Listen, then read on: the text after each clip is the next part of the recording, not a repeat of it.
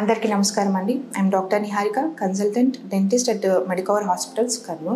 So మనం brushing అనేది రోజు చేస్తుంటాం. బట్ అది కరెక్ట్ అయిన పద్ధతిలో చేస్తున్నామా లేదా, and A type of technique అనేది యూస్ చేస్తే మీకు బెటర్ క్లీనింగ్ అనేది ఉంటుంది, and A type of tooth brush వాడాలి, అండ్ ఎంత అమౌంట్ ఆఫ్ టూత్ పేస్ట్ తీసుకోవాలనేది మనం తెలుసుకుందాం. సో నార్మల్లీ మనం ఆహారం తీసుకున్న ప్రతిసారి మన పంటి మీద ఒక స్టిక్కీ బయోఫిలిం బ్యాక్టీరియల్ లేయర్ అనేది ఫామ్ అవుతుందండి. దాన్ని ప్లాక్ అంటారు.